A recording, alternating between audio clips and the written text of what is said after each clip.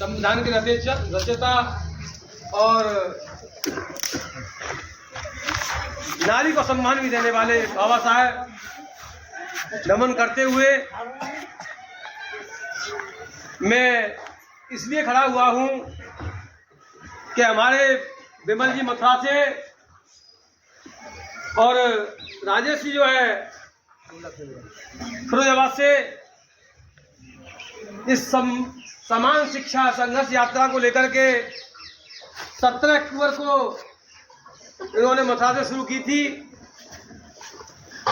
और आप एक चीज देख रहे होंगे कि हम सभी जूते मोजे पहने हुए हैं और बहुत अच्छी व्यवस्था में घर में रजाई में घुसे हुए हैं। इनके पैरों में देखें तो चप्पल नजर आ रही है। सही बात है। तो इस चीज को भी हमें दरकिनार नहीं करना चाहिए, गंभीरता से लेना चाहिए कि समान शिक्षा के लिए ये संघर्ष क्यों कर रहे हैं, ऐसा हमें सोचना चाहिए। आज आपने देखा होगा कि अमीर का बच्चा शिक्षा अलग प्राप्त कर रहा है और गरीब का बच्चा अलग शिक्षा प्राप्त कर रहा है। इसकी चिंता किसी भी व्यक्ति को नहीं है कि आज हमारे पास पैसा है तो हम अच्छे स्कूल में पढ़ा सकते हैं। अभी आपके समाज में अभी ऐसे शिक्षित हुए हैं, शिक्षित होते ही नौकरी लगते ही गांव से बाहर चले गए हो, आपको पता ही नहीं है शिक्षा का क्या महत्व है। अगर शिक्षा का महत्व पता होता तो आज भाई चल करके आए हैं, ये छोटा सा फील्ड भरा हुआ होता। और शिक्षा नहीं तो जीवन में कुछ नहीं। खाना खाने के लिए तो जो कुछ भी नहीं करते, पशु है पशु, उसको कोई प्रकार का ज्ञान नहीं है, वो भी यहां है और अपनी पूरी उम्र खाना पीना खाकर मर जाता है। आप जिंदा होते हुए भी जिंदा दिखाई नहीं पड़ते हैं, यह कड़वा सच है। भाई ने बहुत कुछ समझाया, जो शिक्षा तुम्हें अधिकार दिला सकती है उसकी तरफ किसी का ध्यान नहीं है। जो हमें अधिकार नहीं दिला सकता, कोई पत्थर हमसे बात नहीं कर सकता, उससे तुम बात करने के लिए राजी हो। क्या किसी ने आज तक बात की किसी से? बताइए।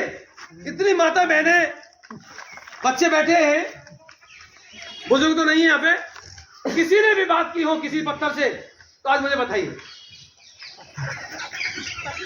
लेकिन हम लोग जहां ध्यान दे रहे हैं वहां हमें ध्यान नहीं देना चाहिए, और जहां ध्यान देना चाहिए वहां ध्यान नहीं दे रहे हैं। शिक्षा की बात करें, आज हमारे पास सरकारी स्कूल है,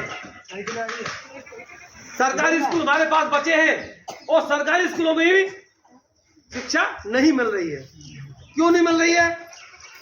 क्योंकि मेरे बच्चे प्राइवेट में पढ़ रहे और मैं ही थोड़ा संघर्ष कर सकता हूं। मेरे बेटा प्राइवेट में पढ़ रहे और पढ़ रहे तो पढ़ने दो सरकारी में बच्चों को, मैं संघर्ष नहीं करूंगा। अगर तुम लोग, तुम्हारे माध्यम से इन भाइयों को भी मैं कहना चाहूंगा कि हर गांव का बंदा ये सोच ले कि स्कूल में इसमें पढ़ाई होनी है तो होगी। क्यों होगी? मैंने एक साल यह कार्यक्रम किया। मैं जब स्कूल में घुसता था तो तुरंत मेरे मोबाइल हाथ में रहता था और तुरंत उसको ना तो मास्टर को पता था, नहीं कैसे तरीके से मोबाइल घुमा देता था, और मेरे मोबाइल को देख करके नहीं मास्टर पढ़ाने लगे। और 4 दिन बाद ही डॉक्टर साहब बैठो बैठो, क्यों बैठो भाई, बैठो बैठो बैठो, स्कूल कुर्सियां छोड़ दिया करते थे, बैठो बैठो। क्यों बैठूं मैं तुम्हारे बैठने के लिए आया हूं, मैं ये देखने के आया हूं कि तुम पढ़ाते हो या गप्पे हाँकते हो। क्या ये बहुत बड़ा काम है?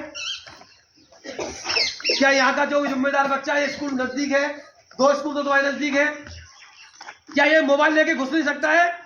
कोई बहुत बड़ा काम तो नहीं है ये, लेकिन नहीं करेंगे क्योंकि मेरा बच्चा अच्छे स्कूल पढ़ रहा है, किसी भाई का बच्चा इधर पढ़ रहा है, पढ़ने दो, वो बचा ले दो, मेरा क्या जा रहा है?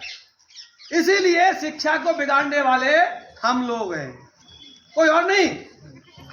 वो जो 80,000 की तनख्वाह पा रहा है टीचर, वो हमारी वजह से तो पा रहा है।